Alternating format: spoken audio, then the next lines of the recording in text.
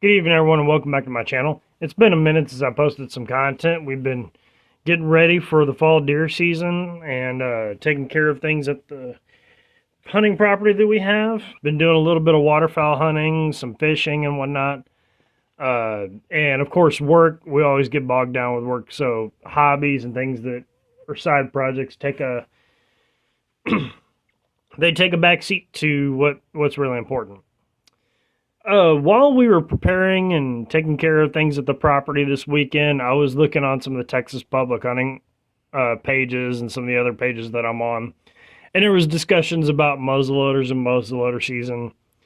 And one of the things that really caught my eye was people talking about muzzleloader season and what is and isn't allowed. And it gave me an idea to have a little bit of a rant on YouTube. I hope you can bear with me and maybe help me decide what the answer to this question is. So the question is what should be allowed during muzzleloader season? I know all of the different states have their own interpretations and things that they are. I know all of the different states have different variations on this season. Some things are called primitive weapon seasons. Some states, they're a true muzzleloader season. They're very restrictive.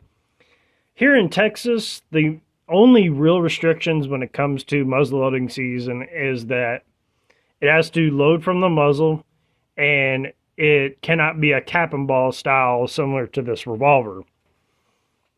And that got me thinking and trying to ask questions about that law, and I couldn't make sense of it. Maybe you can help me, or maybe this video will rally some common sense to hunting laws. So first things first, just going to go through the law and exactly what it states.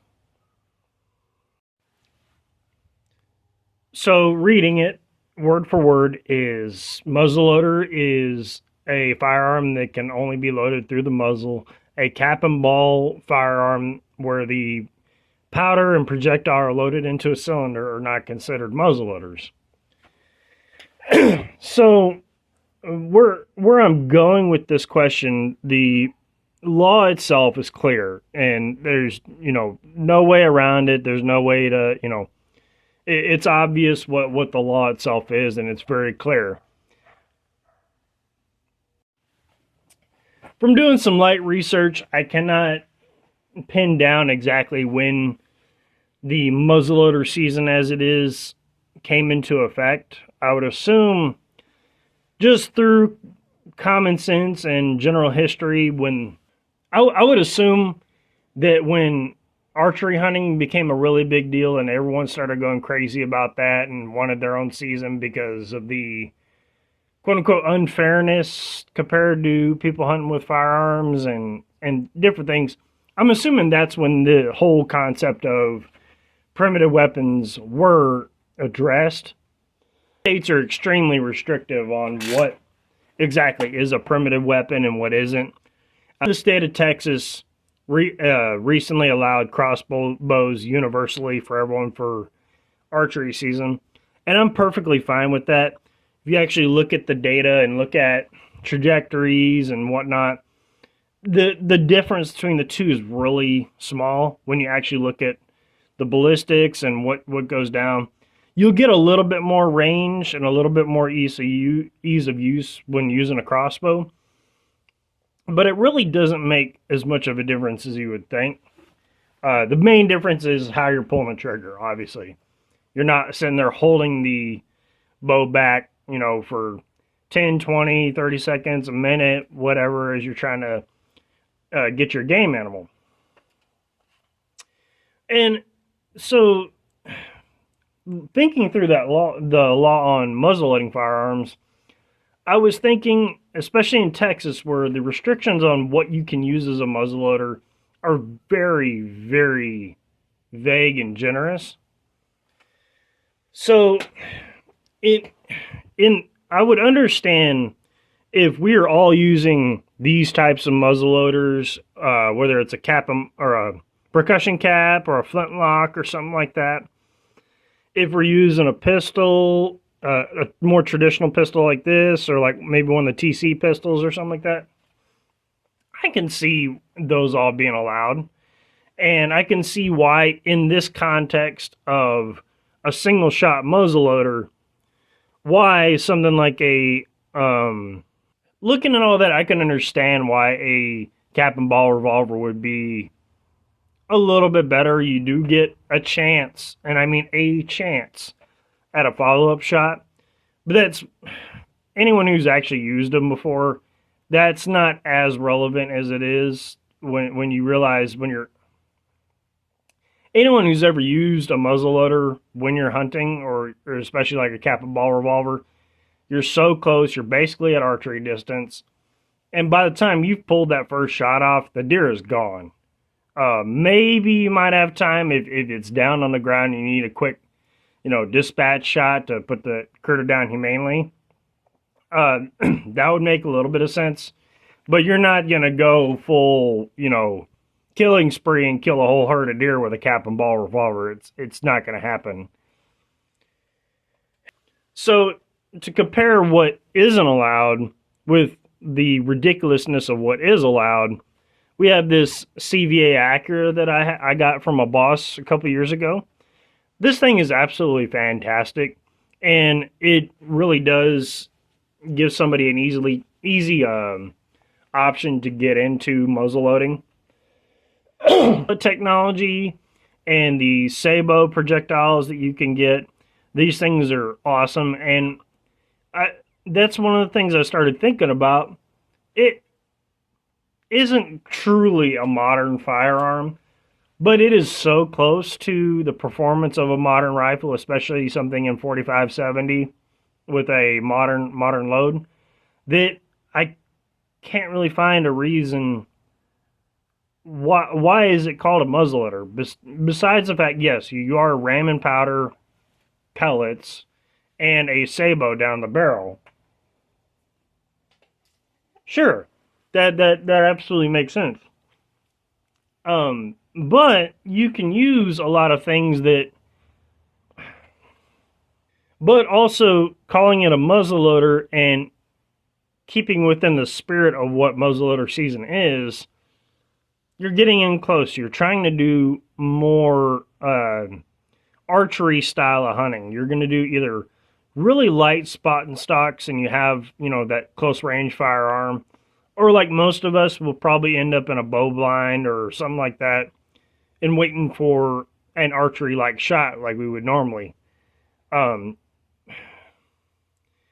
Something like a traditional or modern interpretation of a Hawken or a Kentucky long rifle or something like that, you'll be lucky if you get out to about 75, 100 yards with open sights.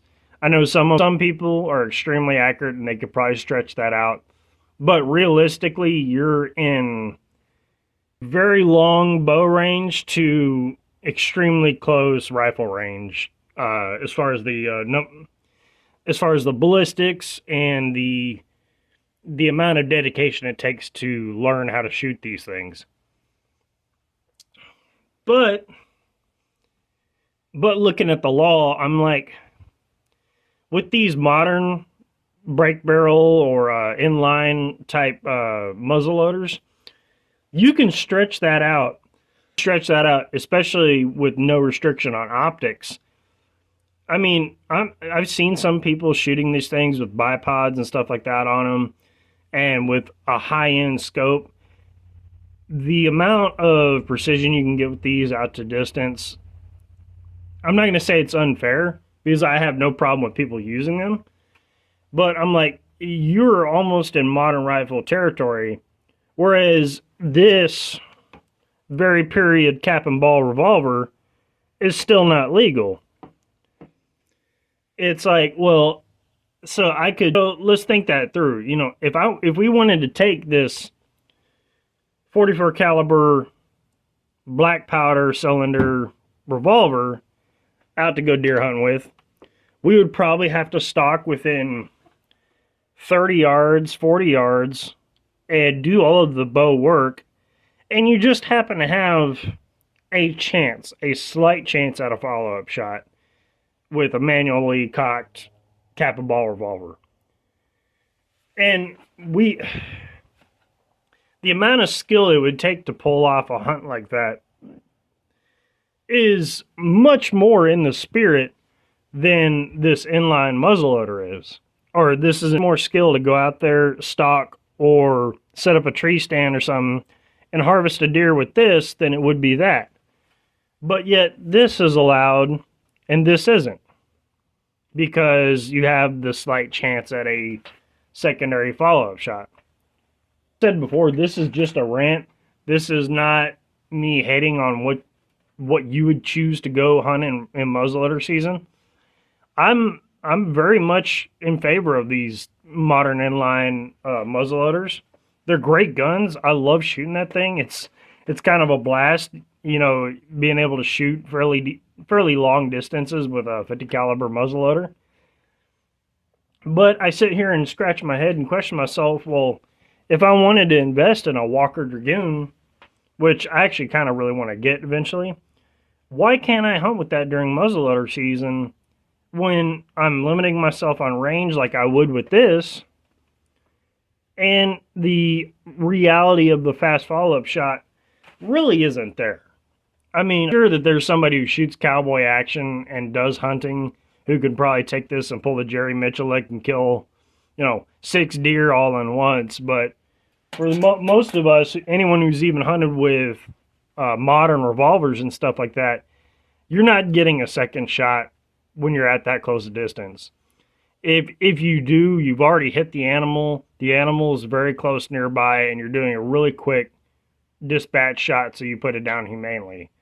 It is not a, shoot 6 targets in 6 seconds kind of deal. It's a very limited, there's a very limited amount of people that can actually pull that off. And I'm sure by making this video and talking about how stupid Texas hunting laws can be, I'm sure I just put myself on a list, and the old green jeans is going to be rolling up to the deer camp here before long to check my stuff. Well, I hope you enjoyed this little rant. I hope if you have a hunting law that just grinds your gears and makes no sense, drop it down in the comment section. I'd love to hear about it, and I'd love to talk about it on a future video. Thank you very much for watching. Y'all have a good one. Goodbye.